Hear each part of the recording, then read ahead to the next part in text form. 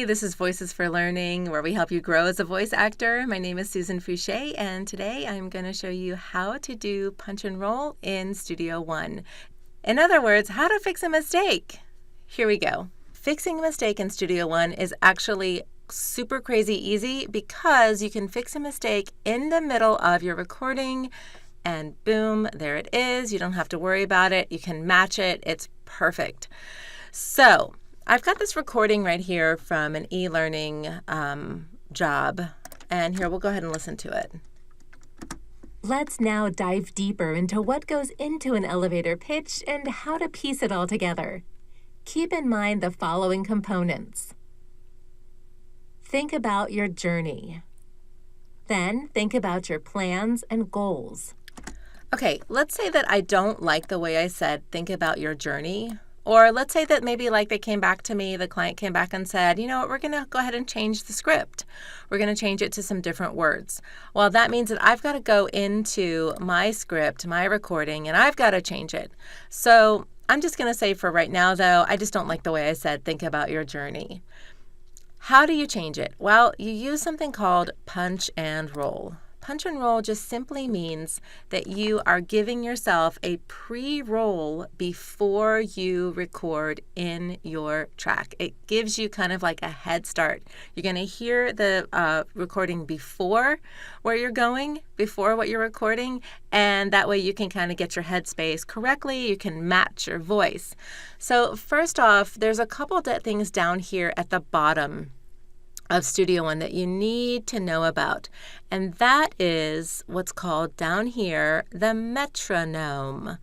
So metronome is in music. You've probably heard that before. That's that little like clicker thing that goes, on a piano, tick, tick, tick, tick. Because Studio One is actually originally for music. It's for songs. It's for recording music and songs. So they've got a lot of song kind of stuff in here. And to do punch and roll, you've got to set some different preferences in your metronome. To do that, what you're going to do is click on this little wrench looking button right here, which is called Metronome Setup. Let me bring it over here. Okay, so what I've got here in my metronome setup is right here in the middle is what we want to look at. We want to look at the pre-roll, and it's going to say how many bars do you want before the pre-roll.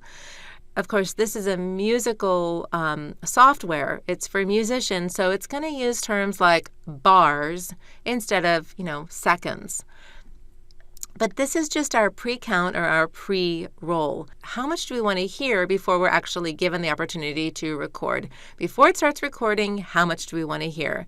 So I think it's actually set to 4. I'm not sure what the setting is, but mine is set to 4.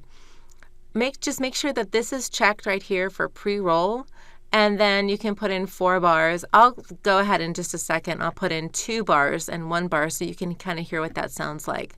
So I'm just going to close this out. And then if you notice, this little button right here is now red. It used to not be red. It was just like a gray. That is now needs to be red. And this gives you your pre-roll. So every time you hit the R or every time you record, you're going to hear the pre-roll. So make sure that this is selected. Make sure that this is red, this little pre-roll button. Okay, so I'll go ahead and record, and what I want to change is think about your journey. Remember, that's where we are in the script. So I'm going to hit R, and you'll hear that pre-roll. Keep in mind the following components. Think about your journey. Okay, and it went ahead and put it right in there beautifully. And let's listen. All together. Keep in mind the following components. Think about your journey. And there it is. Now I probably want to just go ahead and clean that up just a little bit. And that's all that is. So there it is right in the middle. Now, if you want to change your pre-roll to be like shorter or longer, you can do that. You just go back to the little wrench, metronome setup, And you can change it to 2 bars if you want it to be a shorter pre-roll, which is fine. And you'll get to hear what that sounds like.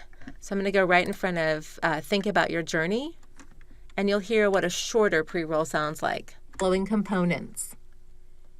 Think about your journey. So that was just a shorter pre-roll. Personally, I need about 4 bars just to kind of like get my head in the right space. Sometimes it drives me nuts though, because I do think like, oh my gosh, this is taking you too much time. But I think the longer the pre-roll, honestly, the better. There is another little button down here if you are interested in it, and that's called the metronome, and that gives you the pre-count. So just in case you are a musician and you do want to record some music in here, you do have what's called the pre-count. You just simply click on this little circle button, the metronome, the little pre-count, and what you'll hear is it'll give you like a beat. So I'll do that. I'll hit record and you can hear that. So if you are a musician, that count is really, really nice. I'm just going to hit Control Z to undo that. So that is punch and roll. And the way that you do it is, again, you just simply go back down in here, click on the little wrench for the metronome setup. Make sure that pre-roll is selected. And then you're going to click into how many bars you want. I always just do 4. And then just make sure that this little button down in here, the pre-roll button, is selected. And every time you hit R or every time you hit record from this point forward, it is going to give you that pre-roll, which is punch and roll. Punch because recording, and actually like in the old studio days, they would like punch a like a lever with their foot, and that would like punch it, and they would hear the roll. So that's why it's called punch and roll. All right, that's it. I hope you learned something. Please look for some other videos. I have the same kind of thing, but it's in Audacity. And then also look for another video that gives you some advice on when you should upgrade your software from Audacity to Studio One. At what point should you do that? Because as you can see, this punch and roll is amazing. The punch and roll in Audacity, it's just a little bit, not as awesome, but it does work. It's just a lot more time consuming. This is super quick. So I have a video that tells you at what point should you upgrade? And I hope you learned something. Please like, please subscribe, and I will see you next time. Have a great day. Bye.